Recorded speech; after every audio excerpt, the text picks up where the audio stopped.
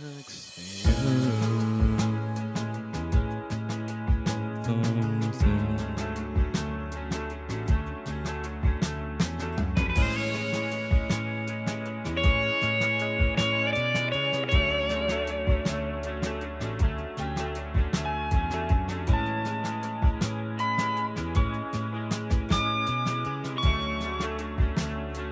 Yes. Because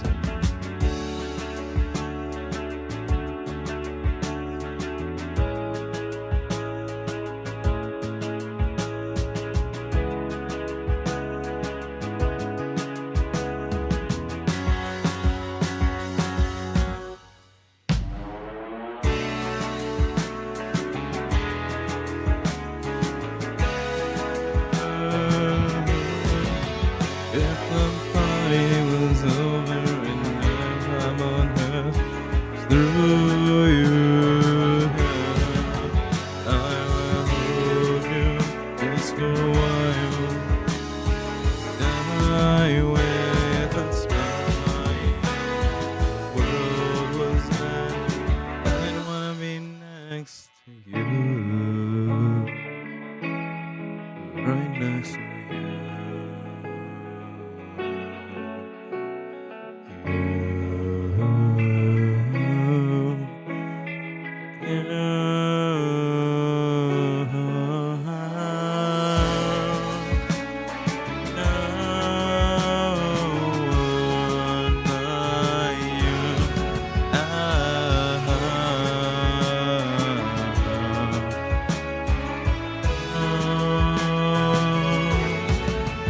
If the world was ending, I'd wanna be next to you. If the party was over, the nighttime on earth is through, I'd wanna hold you just for a while and die with a smile. Standing right next to you. If the world was ending, I'd wanna be next to you. I wanna be next to you. Yay. Okay. Hey. Oh, shoot. Yeah. It's a Sunday. It's a fun day. We still haven't paid for YouTube because I decided to make the decision. So, hey, let's have some fun time. TLDR. It is the elder brother's birthday today. So I'm going to Sonic speed this one. We're going to be all right. We have the time. We have the fun. Buenos dias. I see we have a couple of mates hanging around. Welcome aboard. Hamster fan. Hamsters are pretty cool, huh? So, if that sounds very intriguing and very mucho tanoshimi, then let's strap in. Let's have a good time. Let's have some fun. It's news of the week. Ikimashou.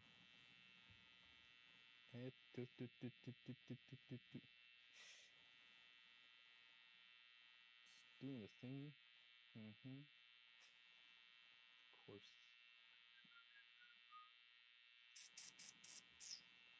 Hi.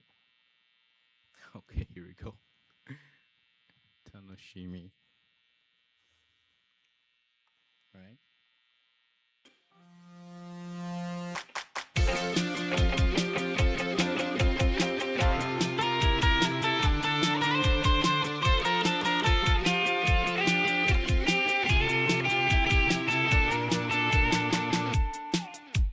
Here we go again. I don't wanna be more than friend. And take it easy on me, I'm afraid you're never satisfied. Here we go again. It's like animals, we break pretend. Just a kind of going, I'm afraid I won't get out alive. No, I won't sleep tonight. I want some more. Oh, what are you waiting for? Take a bite of my heart tonight. some more. Oh, oh, what are you waiting for? Bite of my heart tonight. Bite of my heart tonight. Again, I feel the chemicals kicking in. It's getting heavier and I wanna run and hide. I wanna run and hide until every time you're killing me now. And I will be denied by you, the animal inside of you. Uh-oh, I want some more. Uh-oh, what are you waiting for? The bite of my heart tonight. Uh-oh, I want some more.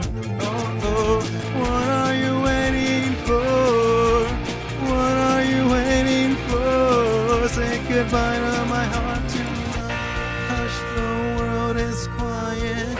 Hush, hush, we both can't fight it. It's us that made this mess. Why can't you understand? Oh, I won't sleep tonight.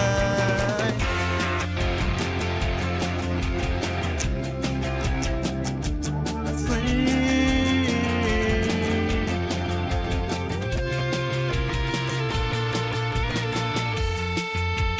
Here we go again.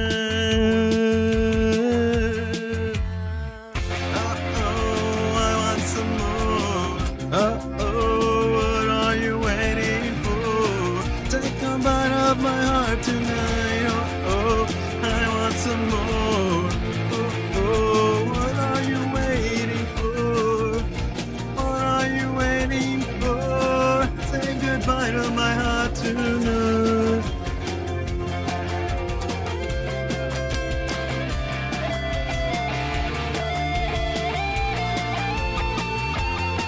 Say goodbye to my heart tonight. Oh, oh, what are you waiting for? What are you waiting for? Say goodbye to my heart tonight.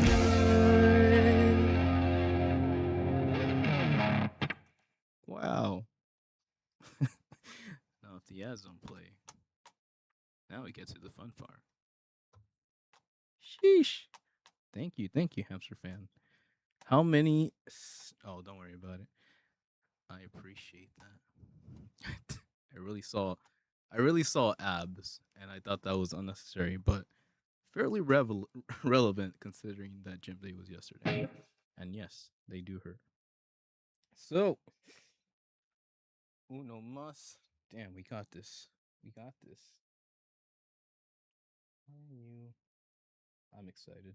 Thank you so.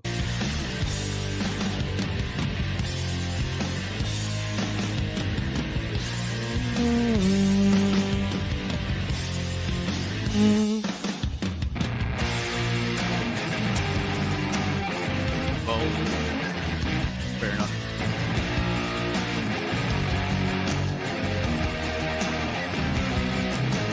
Tell the kids weather changes good.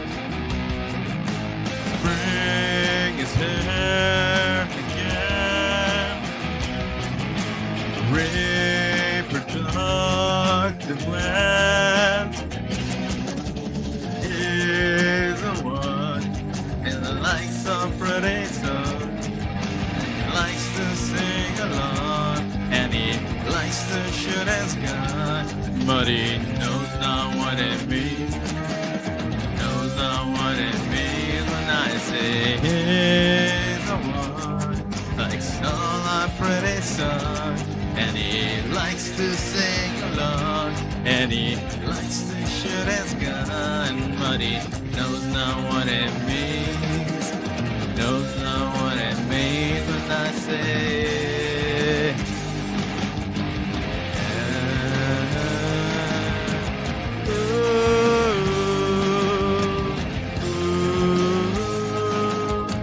we can have more.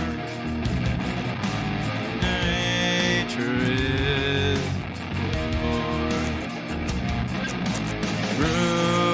is under fruit, tender age and milk.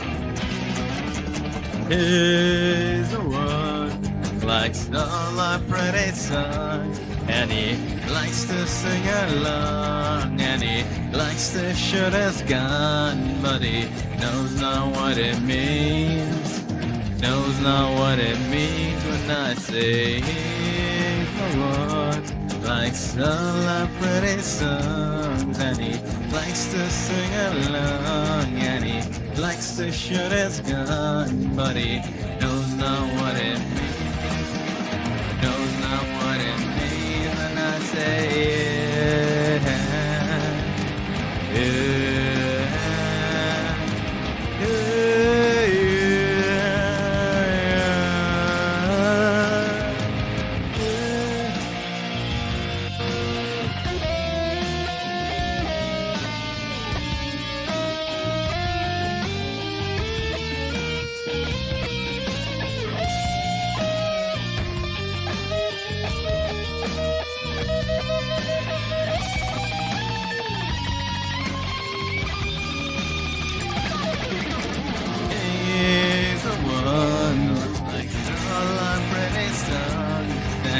likes to sing along, and he likes to shoot his gun, but he knows not what it means. Knows not what it means when I say he's the one who likes all our pretty songs, and he likes to sing along, and he likes to shoot his gun, but he knows not what it means. Knows not what it means when I say knows not what it means. Knows not what it means when I say yeah.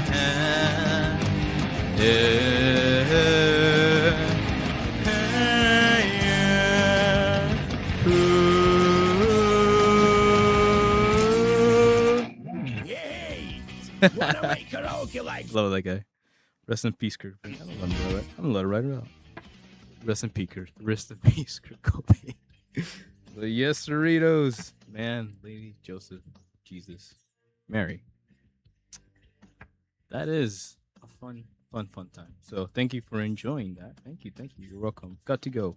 Appreciate you while the time lasted, and we are here enjoying this. But don't worry. So do I job with this, because your boy will be back. But for now, I leave you in the very capable hands of one.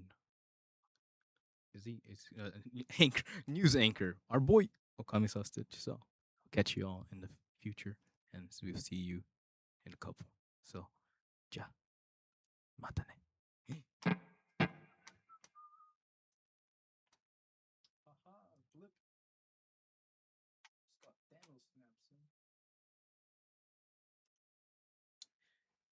As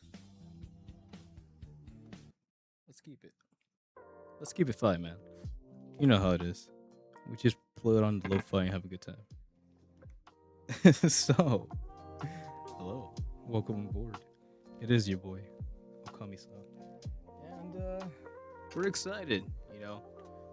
Summer is here. It's honestly, I would say it's almost over. I was talking to the mates, and they were distracted by Baldur's Gate, but summer usually ends after Anime Expo, but it turns out there's so much happening. I have to go watch Pierce the Veil.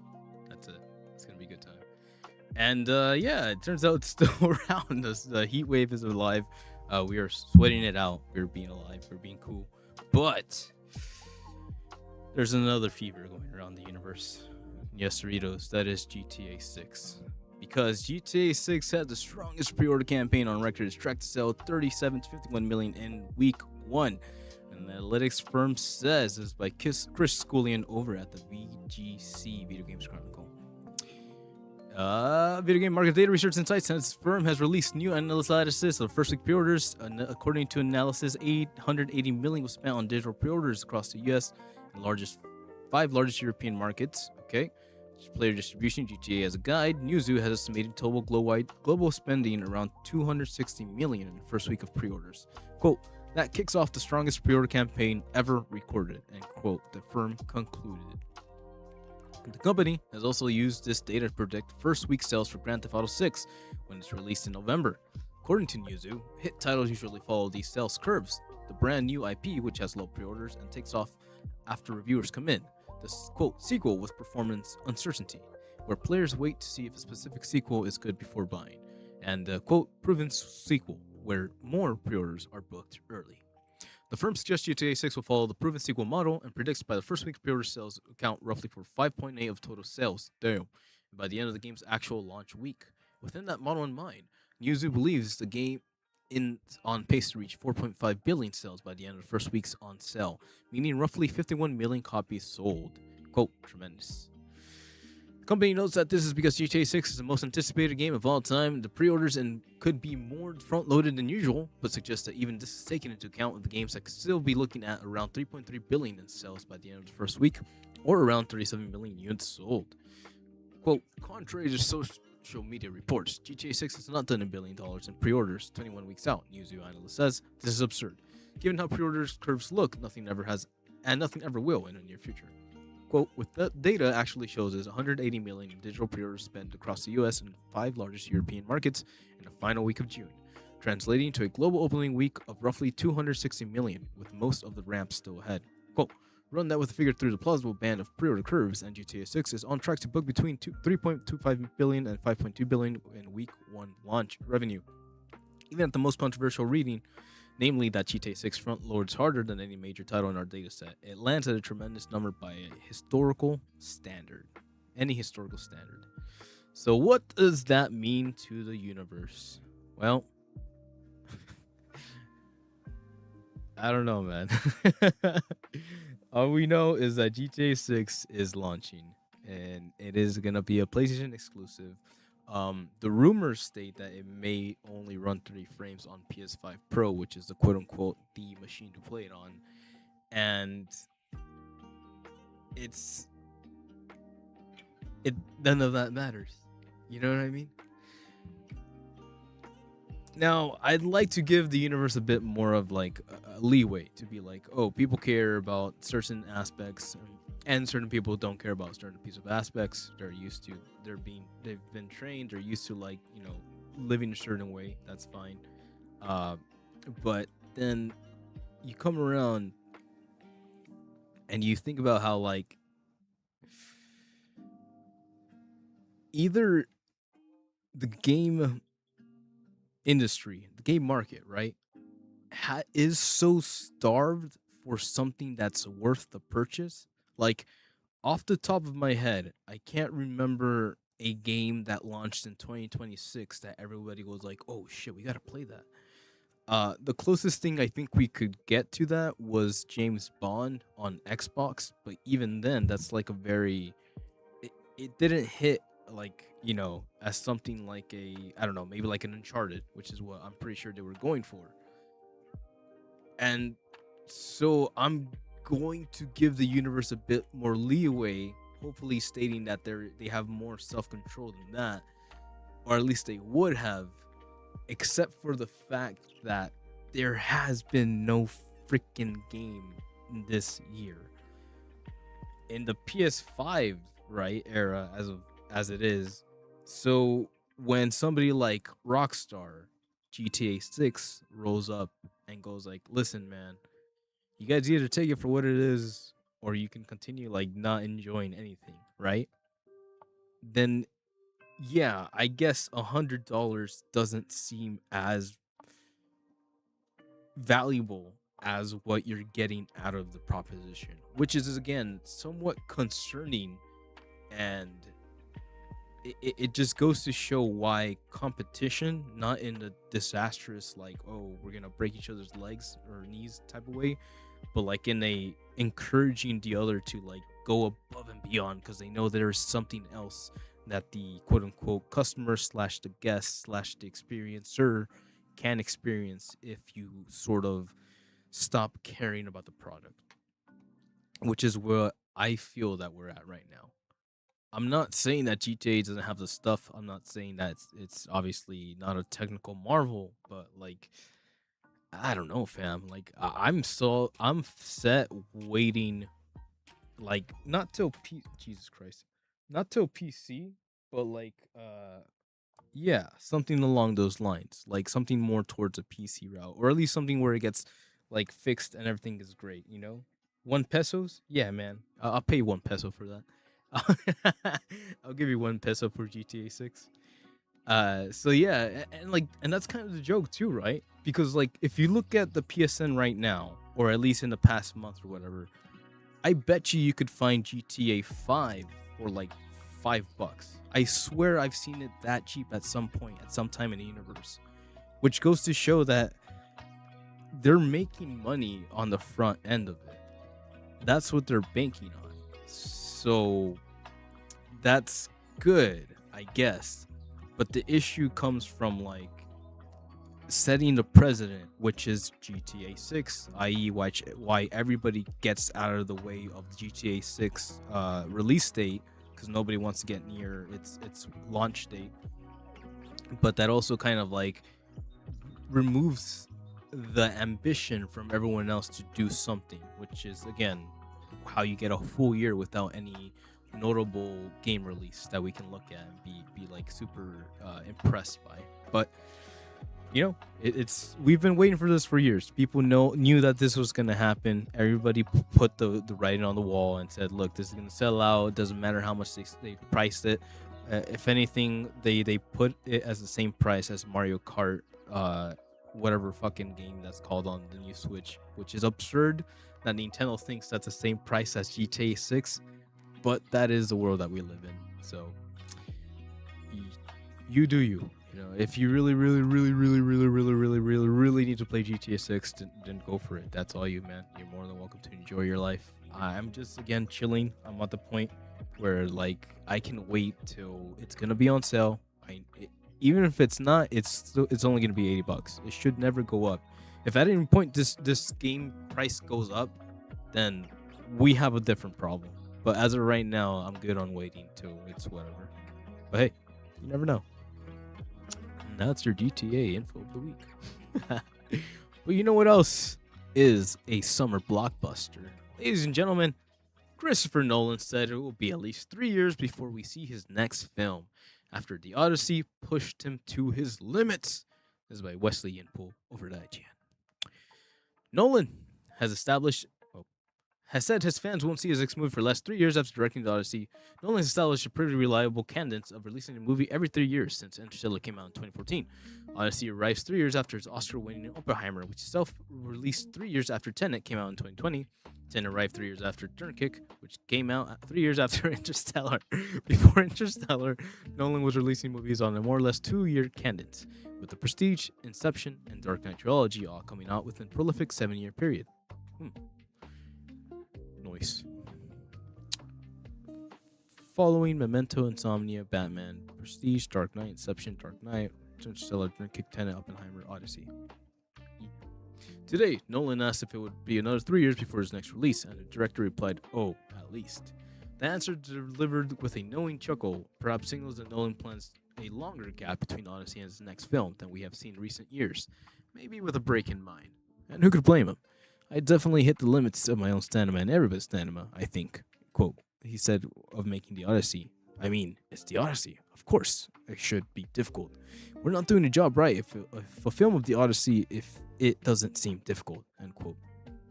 Clearly, The Odyssey was a huge effort for everyone involved. It's his first movie ever shot on IMAX 70mm, which involves using heavy and loud cameras. It was shot almost entirely with practical effects, and are really in that horse. And some instances in remote location casts the crew would have like hiked to.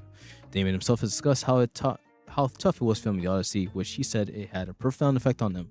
Quote, if I look objectively at what was required to do that job, I think I came at just the right time in my life, he revealed. Quote, I think it would have been miserable 20 years ago trying to do that job because you were comfortable every day, but I really enjoyed, like deeply enjoyed every minute of it, end quote. Noise. Even though The Odyssey is just hit theaters, it's natural to wonder what Nolan's next film might be. 20 years ago, he was attached to a feature version of 1960s TV series The Prisoner, which starred Patrick McGoohan as his title role. As fan of his original soul, I'd love to see Nolan's take on it. The Prisoner revolves around number 6, a British intelligence agent who is abducted and imprisoned in a mysterious coastal village after reassigning from his position. It's a show packed with misdirection, obfuscation. You're never really sure what's going on or who to trust. I imagine Prisoner would be right up Nolan's street. On the other hand, IGN's Cardi has argued that Odyssey's scariest scene proves it's time for a Christopher Nolan horror movie. Yes, after having seen the Odyssey myself, I can understand why do you think that. If Nolan takes a bit of time before planning his next move, perhaps we'll see his next film at 2030. Or maybe he'll find himself restless even after the extortion of Odyssey and aim for yet another 3-year gap and a 2029 release date. Okie dokie. For now, Odyssey. Yay. So yeah, man. Thinking about okay. Let's talk about it. I went to go see the Odyssey in 70mm yesterday, and it's impressive. It's genuinely impressive. You know it's IMAX because normally in the IMAX movie, quote unquote, up until now, you'll have scenes where it has the 9:16 frame, and then out of nowhere it switches into a full 1:1 square frame, and that's how you know that's an IMAX shot being shot, and you could see that. But with this film, every shot is that big old square, that 1:1 framing, and you can see that the detail that comes out of that camera is incredibly insane, because essentially they're using a humongous original Kodiak camera to snap each picture as it moves, and from there is what he's using to build the visual that we put in the screen. And it's crazy to see how meticulous and how dedicated he is to that craft, specifically just creating an IMAX, because he wants all the realism, all the detail, and it goes to show just how serious about this craft this person is. And I'll never forget reading about how Matt Damon and Christopher Nolan were talking about how Damon was on that boat, he's getting blasted by water, and he's like, wow, this is kind of hard. And then he looks up and it's fucking Christopher Nolan, fucking all drenched and blasted with water, and he's there with his actors. He is there capturing the moment. That is what it means to him to create art.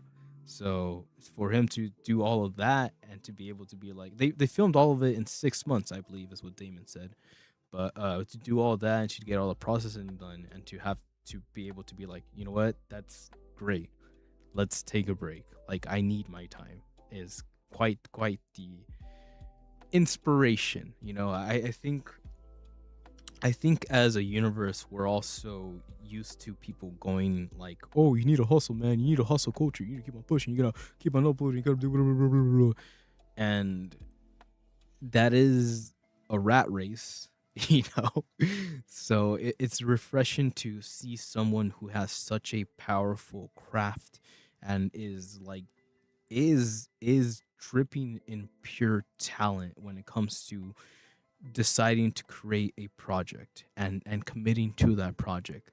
That when a person like that, you can see someone on the echelon of their artisticness or whatever, just decides to turn around and step away from the whole project, step away from the whole quote unquote the role of being a maestro, the role of being a director, the role of being an artist.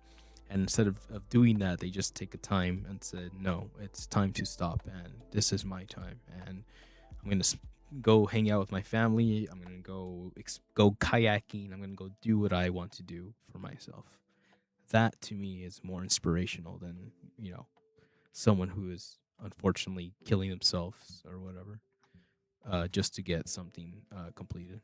But regardless, there is a way, there is a will, there is a way, there is a path, and we are grateful for it. So I am very, very thankful for the Odyssey. I genuinely love that film. It's incredible to think that in my brain I could have imagined such visuals as a young little potato child, and to see this man just actually go at it and be yeah, I can do that but better. I'm okay, you got me, fam, And yeah, it was an adventure all the way. Definitely go check it out.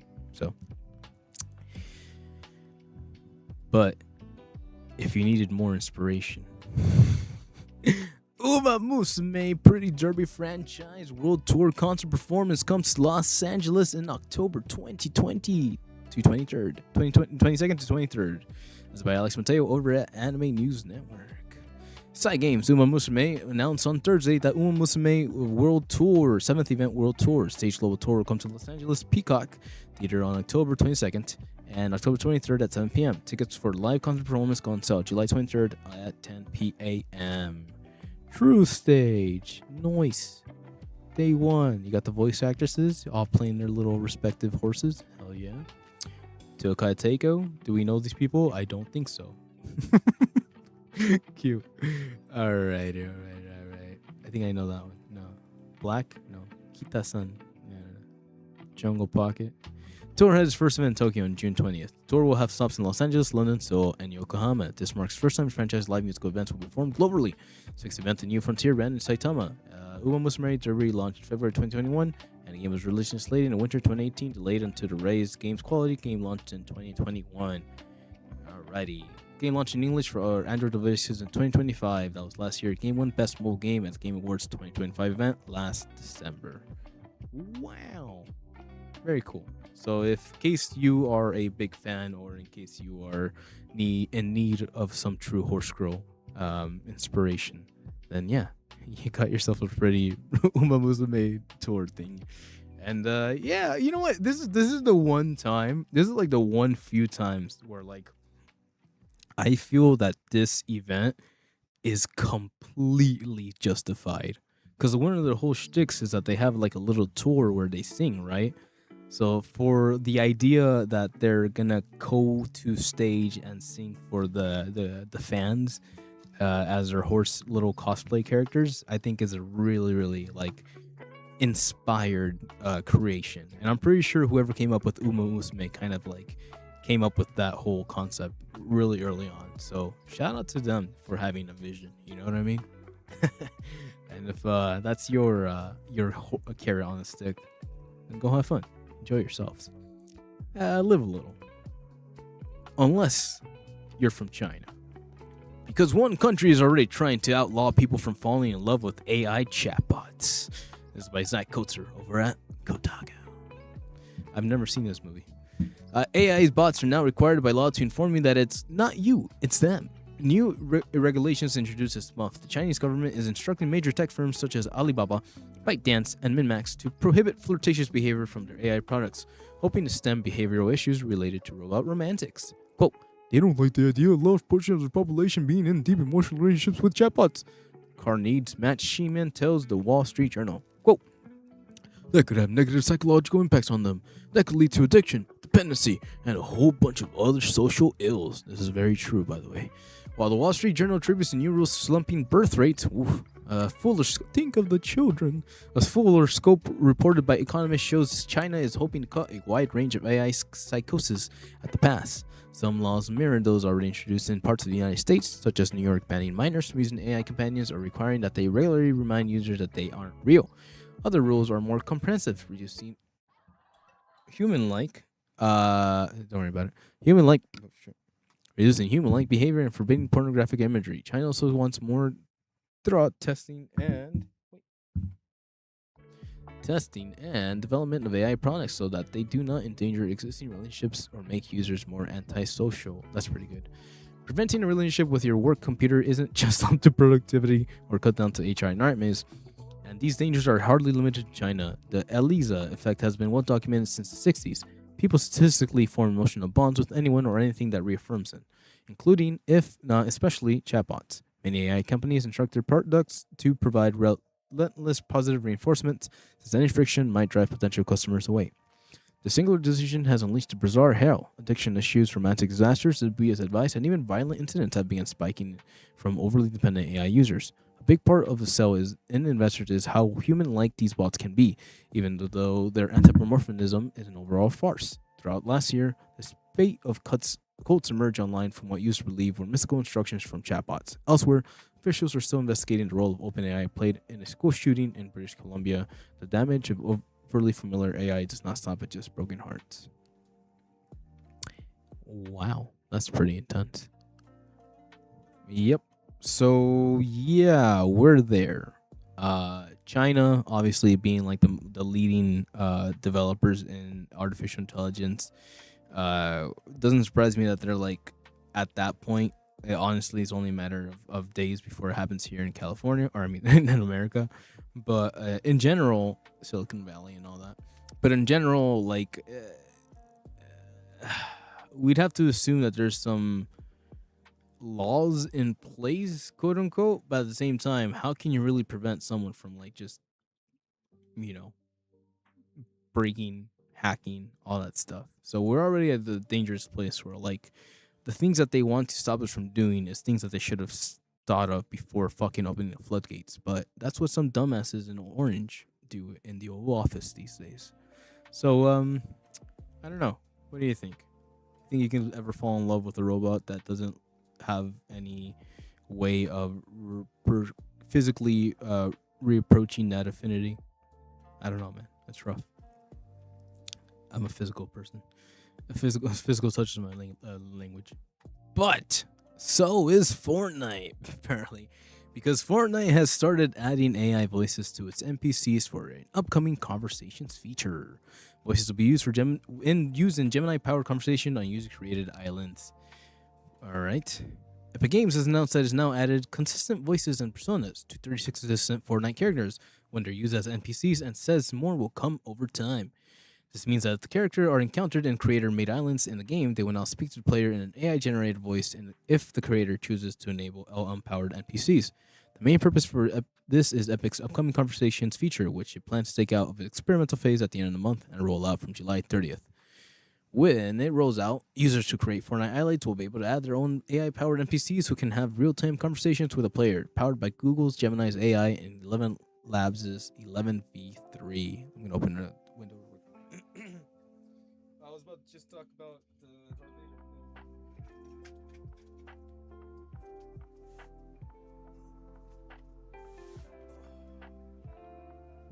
That's a window.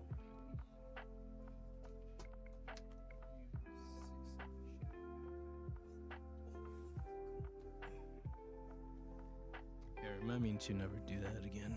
Ow.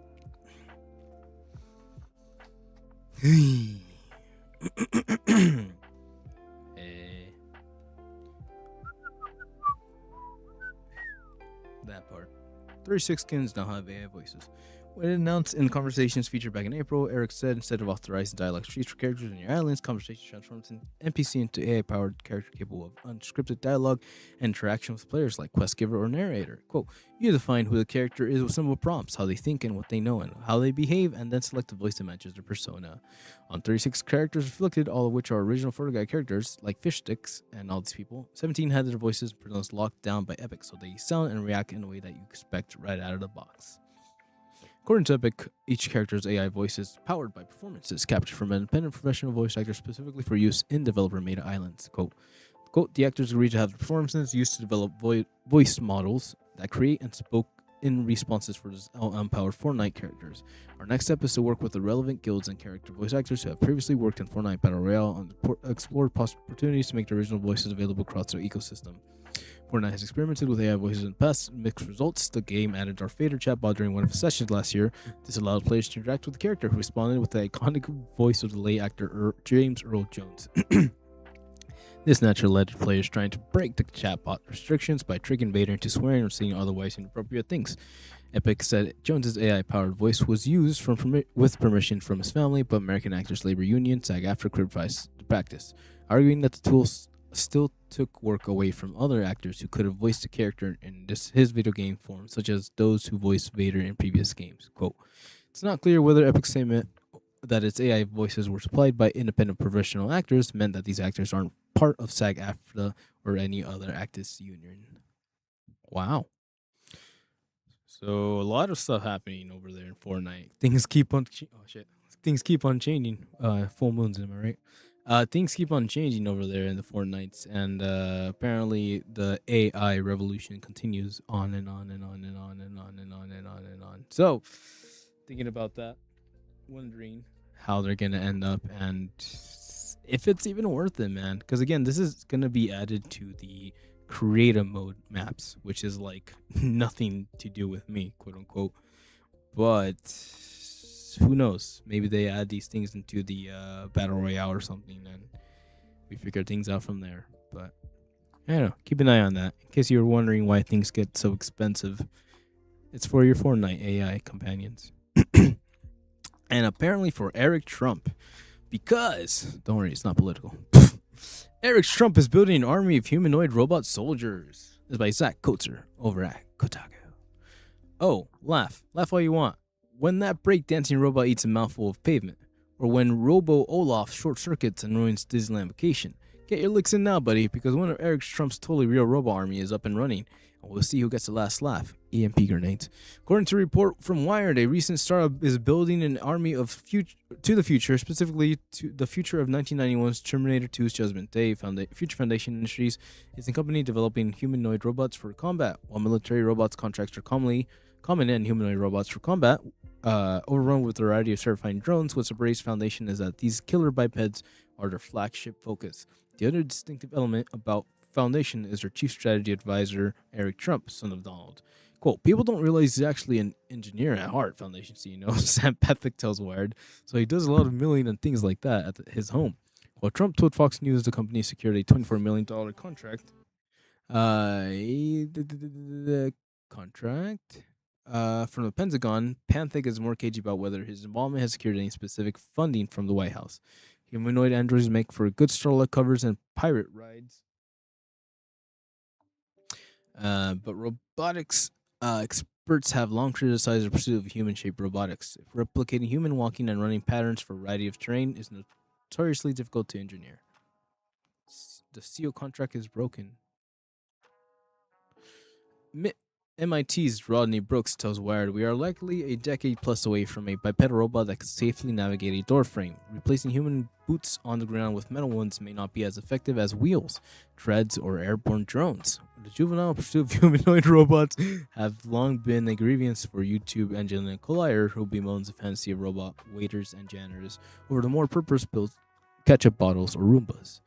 As Collider illustrates, these pitches are usually little more than fishing for contracts and investments. People are familiar and captivated by robots as seen in film, and anything that closely matches those frictions deserves incredible scrutiny.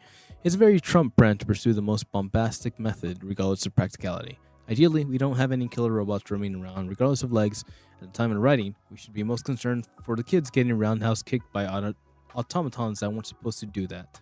The breakdancing one. Maybe that kid shouldn't have gone. No, I'm just kidding. Fuck. But hey, it's all good because the gaming industry is burning down through all the AI. Oh, well, let's talk about this. It's okay. So, kid wants to build a Terminator robot. Okay, cool. That's fine. Whatever. Fuck. But then he's using tax money from the Pentagon to build this robot, and then when the robots are built, then he's gonna sell them to ICE. And then when the ICE robots are built, then you won't have to feel bad about the blood. Moving on. Steam Machine engineers at the Valve still grim future as memory crisis is still getting worse. But hey, don't worry. Robots exist. When will it end? This is by Michael Crape over at IGN. Steam Machine engineers at Valve has warned the ongoing memory crisis in tech is still getting worse as buyers face already exorbitant prices. Yazan Adrea and Pierre-Louis Grafis, two individuals who helped bring new gaming hardware to life, offered their perspectives on how the AI industry has influenced the high cost of RAM. During an interview with Bloomberg, in case you thought things were already bad enough, they've got an update. The months ahead aren't looking too good. Quote, honestly, it's still getting worse. Just in case some people are not aware, what people are seeing on retail shelves right now from observations is lagging what we're seeing from a bulk supply at least 3 to 6 months. The Steam Machine launched with the price tag of this and 412 a model alone. Its most expensive option, the 2 terabyte version bundled with the controller, is a whopping about 15 grand, 1,500. Aldiet said Valve had expected to run into some trouble when formally announced the device in November 2025, but not like this.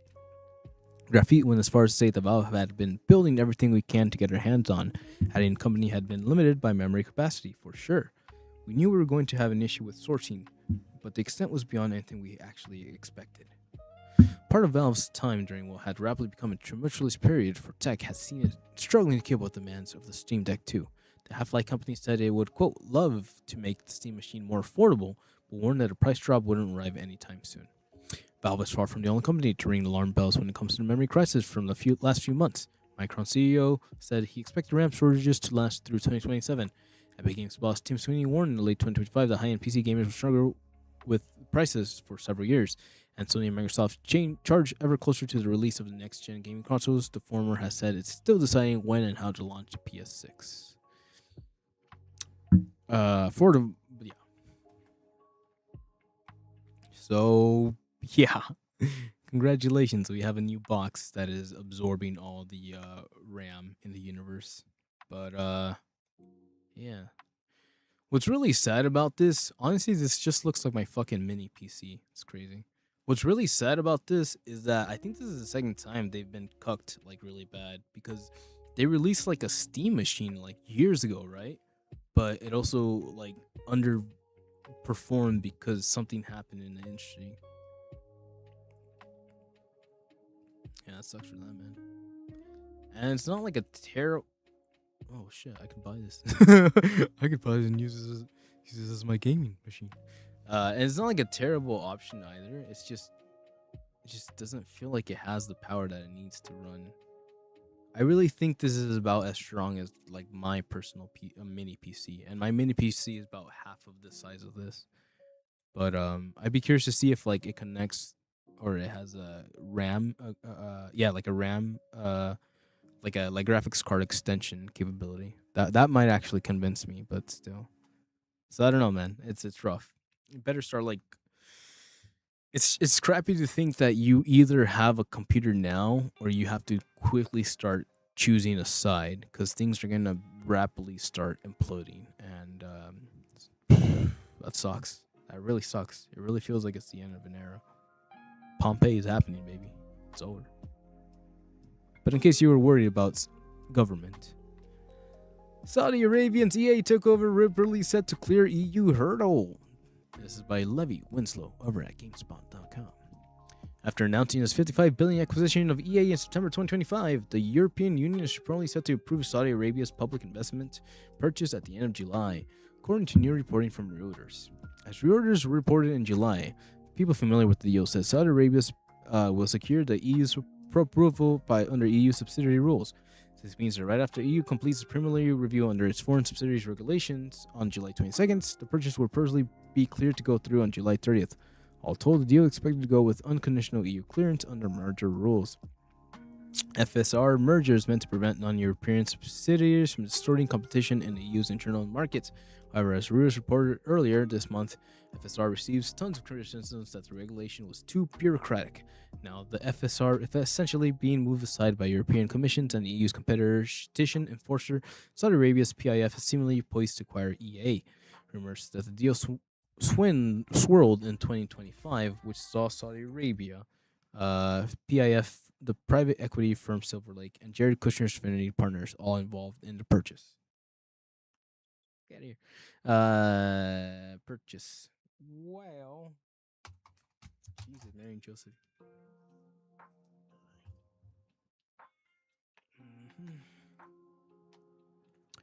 While EA admitted in November 5 there's still risks of selling the Arabian company government will still maintain creative control going forward. Street Journal reported the majority of EA's control would shift to Saudi. So everything goes as planned. Reported sounds like it all wins. This acquisition, second largest gaming buyout ever. Microsoft's billion acquisition of Blizzard in 2023. Second largest gaming buyout ever after Microsoft's 75 billion acquisition of Activision Blizzard. And we all know how that ended. Regardless, Saudi Arabia getting closer to the video game industry is a choice. It makes sense technically because Saudi Arabia also has stakes or they own stocks of FIFA. So FIFA and soccer and EA kind of check out. So, wow. Also, isn't the World Cup tonight? Like the World Final Cup? Fascinating. Anyways, moving on to someone who also has hidden agendas. Xbox promises a third upcoming exclusive as it tries to explain confusing reversal. This is by Ethan Koch over at Kotaku. A couple years ago, Microsoft started making most of its first-party games multi-platform. Now it's taking some of those games, making them Xbox exclusive against. The whiplash between those two moves in only 24 months has left many fans confused and skeptical about just how committed the tech giant will stay in its latest shift in policy. Xbox is adamant that it's not just a temporary experiment. Quote, I can assure you, Gears of War and Clockwork Revolution are not the only titles we're planning, Xbox strategist told Games Radar. To grow a platform like ours, you have to have exclusive games and services. These are not going to be the only two titles. He added that these games were never coming to PS5, and quote, they are time exclusives for permanent ones, he said. What will new Xbox exclusive number 3 be? Well, Ball reaffirmed that Microsoft will start making largely first multiplayer games multi-platform going forward to reach as many players as possible. That doesn't mean non-multiplayer games will automatically be exclusive. Quote, we have the framework for 3 selections, including how we evaluate them, Ball said. I recognize that this approach is not obvious to all of our players, and we are committed to making this clear. Chief Content Officer Matt Booty tries to elaborate. Quote, I wouldn't overly fixate on single player, he said. I think it's going to be a good rule of thumb, but I certainly isn't something that's carved in stone, Booty added. We are the stewards of over 20 game franchises that have made over $1 billion in their lifetime, and you haven't created any of them. You bought out Activision, you fucking hacking piece of shit. There are a lot of different games in our portfolio, and we still have to think about how different games we serve different purposes within it, end quote. Sounds a lot like the plan's the plan until it's not a plan, quote. Single-player games like Halo Campaign Involved, Fables are still coming to PS5, the later which doesn't arrive until 2027, and the end of the Xbox CEO Ashwin Sharma first year. What's the deal there? We have titles that we have made a commitment to our partners and our players, and they were going to be multi-platform, Ball said. Quote, we will be respecting this commitment. Booty added, quote, while we're looking to be nimble and it's fantastic to have the energy that's come with Asha's new leadership, we've got projects that have been in the works for a long time. We have hit the right balance between the work that the teams have invested in the strategy pivot. Xbox new line about needing exclusives to give players regions to, and Xbox is hard to argue with, but it's also spent multiple console generations losing ground with the full slate of exclusive first-party games. Still unclear how a trickle of exclusive games per year will succeed in reversing that trend when a boatload of them could not. It also limits the audience for those chosen first-party games at a time when Xbox studios are facing mass layoffs for releases and franchises that underperform. Quote, the number of players we can reach across PlayStation and Nintendo is absurd, so it's now really the time to pull games away from those platforms, one anonymous source within Xbox told the Games Radar. Quote, I hope it works, but I'm unconvinced. Damn. That's the shade right there, man, from within the walls. So yeah, Xbox being potato, pulling away games from PlayStation. It makes sense why they would do that, because they're clearly losing a lot more money than they thought they would make. But it's still kind of like, I don't see any of this ever coming out. I don't see it ever being okay. You know what I mean? And that sucks. Again, we just talking about how competition is good for people, and we've seen how Sony has like really lagged it in terms of like giving a shit about their customers and their players and all that stuff. But they don't have to. When people suck this bad, they really don't have to. So hey, Godspeed, my dude. Godspeed. Unless you're GameStop, I'm gonna fucking max out that credit card and not pay it. Because physical games are irrelevant to GameStop's business, says CEO Chris Compendito over at GameSpot. In a games industry that is increasingly shifting to digital, amplified by PlayStation phasing out physical game sticks starting in 2028, where does a brick-and-mortar chain like GameStop fit into this future? GameStop CEO Ryan Cohen appears to have no concern for this monumental shift whatsoever. When asked by Bloomberg about how Sony's digital policy would affect GameStop's business, Cohen responded, "It doesn't matter. It doesn't matter at all." End quote. While his answer feels flippant and preposterous on the surface, the word game is in the company's name after all. The company's financial reporting appears to support his stance that the potential decline of physical games, new and used, would impact GameStop. Quote, software, it mattered in the past. Software today makes up less than 12% of the business, and collectibles make up over half the business. So it's totally irrelevant, Cohen said. Yep, sounds about right. GameStop's stock price was largely unaffected by Sony's bombshell announcement about its plans to abandon physical media. In fact, the company's share price jumped up. Cool, because I have stocks in there. According to GameStop's financial reports, first quarter of 2026, collectibles such as Pokemon cards made up 41.8% of the company's total revenue, with hard accessories making up nearly 40% of its revenue. Gaming software is by far the smallest portion of GameStop's business today.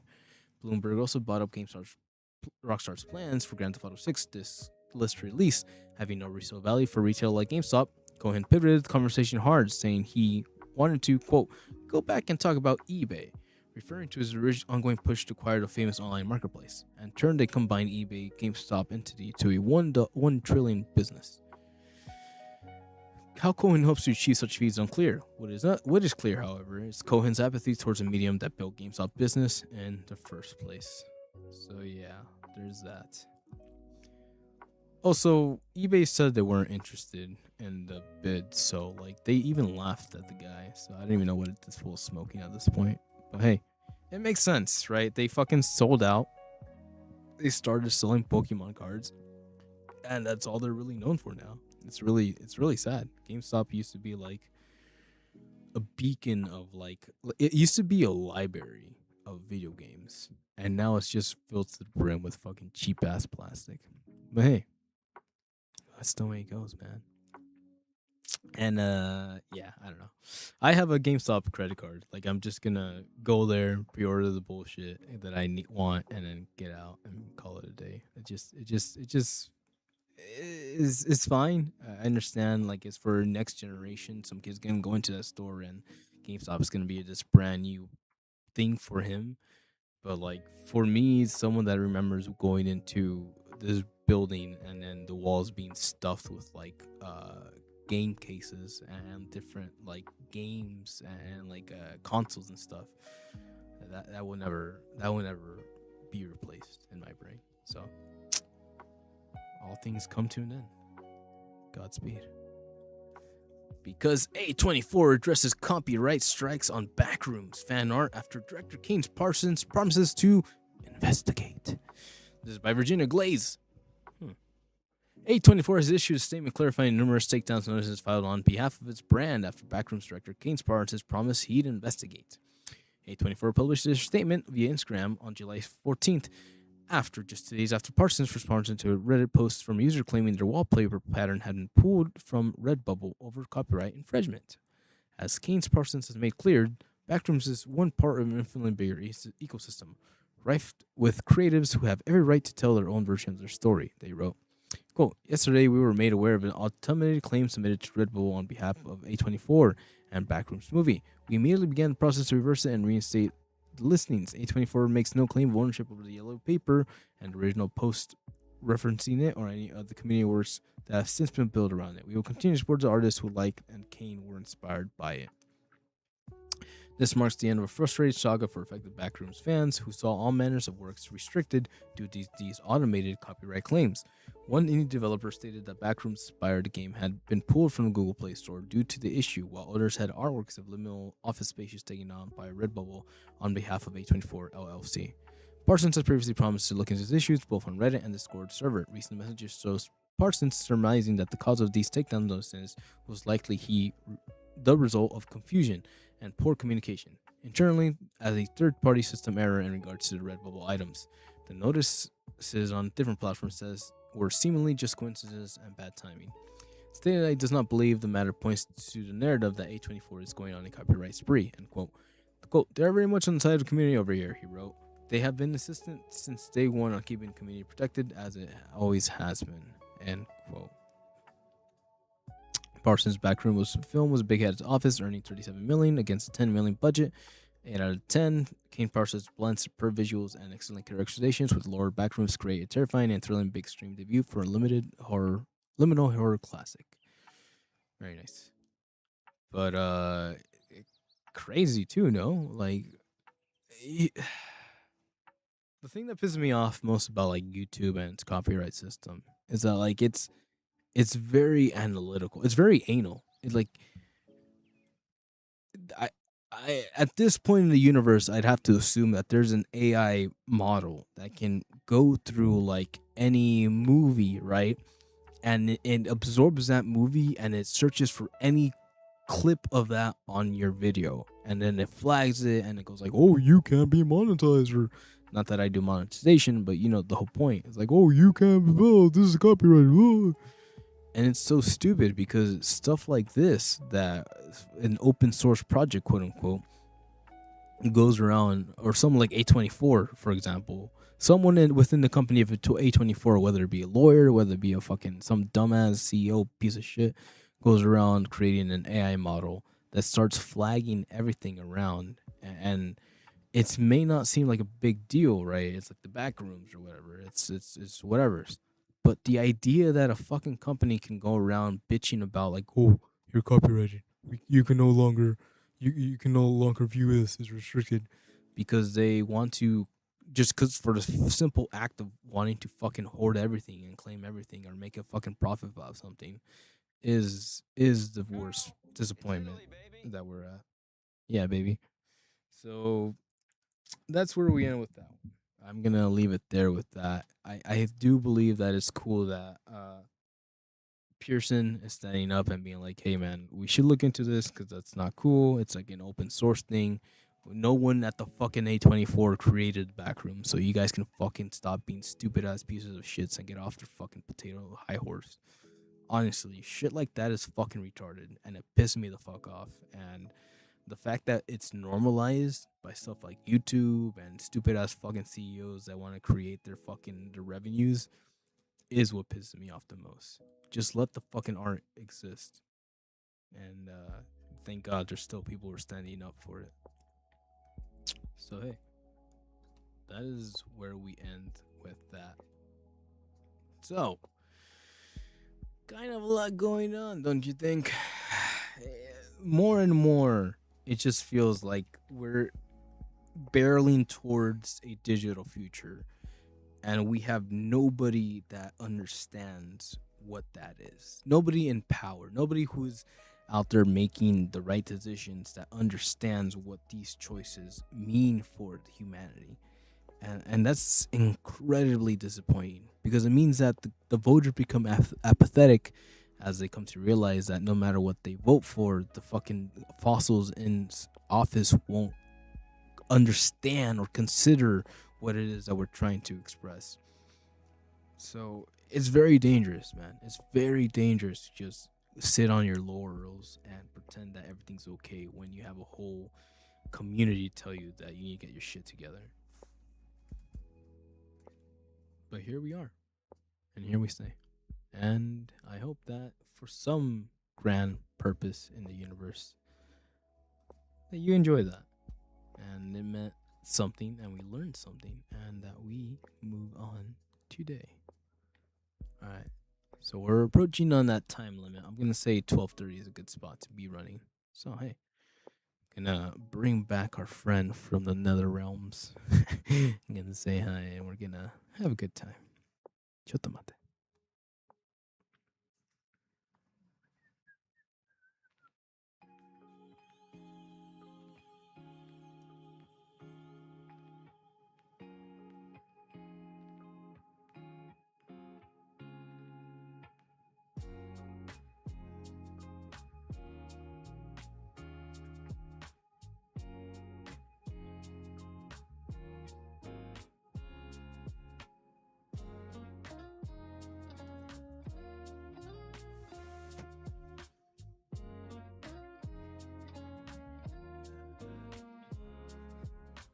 Close that window so we have maximum acoustics in the room.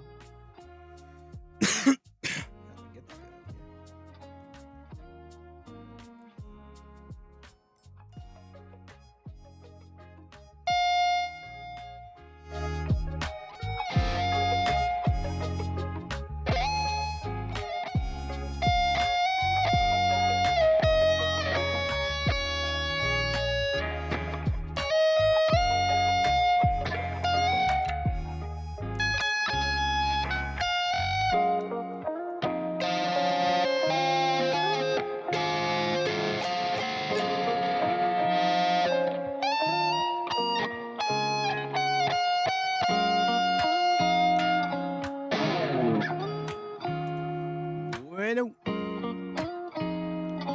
Sunday fun day.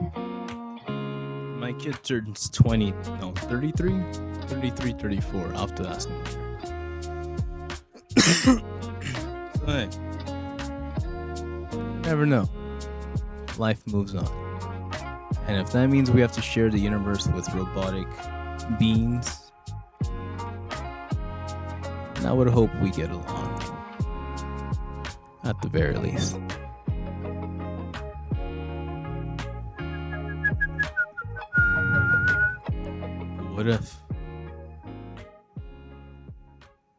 What about the ghost in the shell? Damn it, woman! Look. Mama knows. Is that it? Are we good?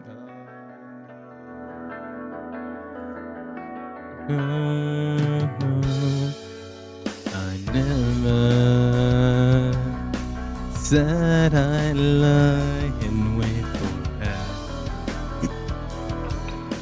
If I did, we'd be together. I can always just forget her, but she can try. At the end of the world, that's the last thing I see. You're never coming home, never coming home. Should I? And all the things that you never told me, and all the smiles that are ever get the feeling that you're never all alone. And I remember now, at the top of my lungs and lungs, she dies, she dies.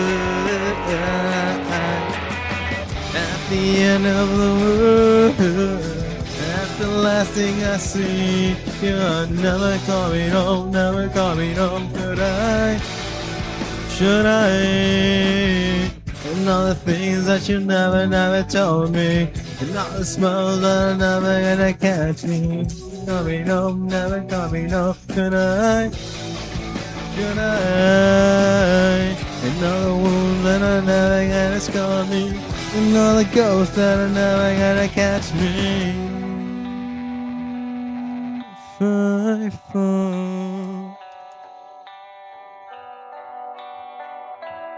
if I fall down, whoa, oh, oh,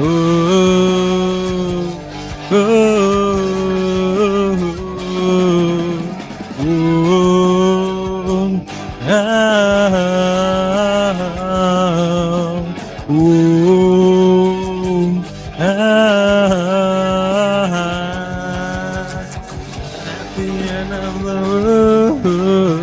that's the last thing I see. You are never coming home, never coming home, never coming home, never coming home.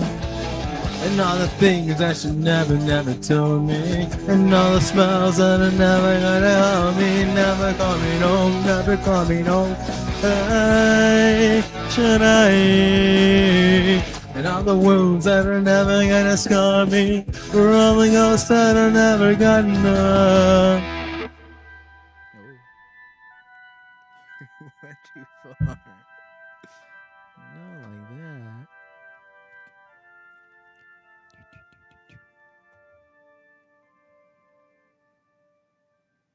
Vamos, Pacifico, baby.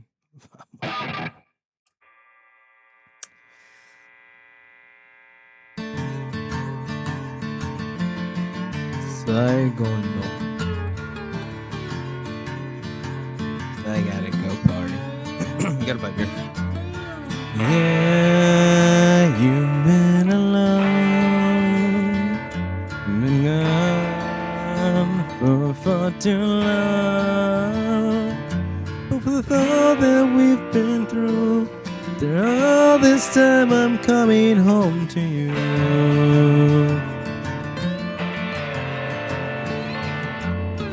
Never never let it show the pain I've grown to know. 'Cause with all these things we do, don't matter when I'm coming home to reach towards the sky. I've said my goodbyes, my heart's always with you now. I won't question why so many have died. My prayers have made it through, yeah. 'Cause with all these things we do, it don't matter when I'm coming home to you.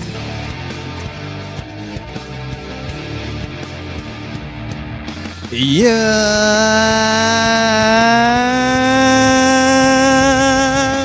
let us give me one. Help me through the storm. With all these things we do, after all this time I'm coming home to reach towards the sky. I said my goodbyes, my heart's always with you now. I won't question why so many have died. My prayers have made it through you. All these things we do, don't matter when I'm coming home to you. I've always been true. I've waited so long just to come home to you, making it through. It's been far too long. We've proven our love over time, so strong in all that we do. The stars in the night, they let me live to bring me closer to heaven with you.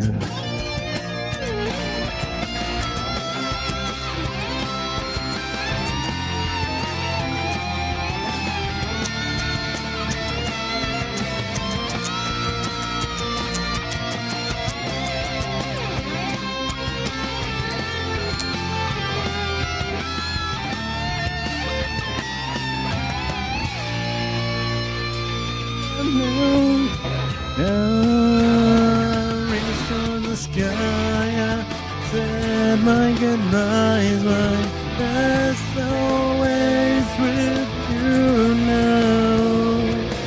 I won't question why so many have died. My prayers have made it through you. Just all these things we do, I'm coming home. All this we've been through, all this time I'm coming home to you.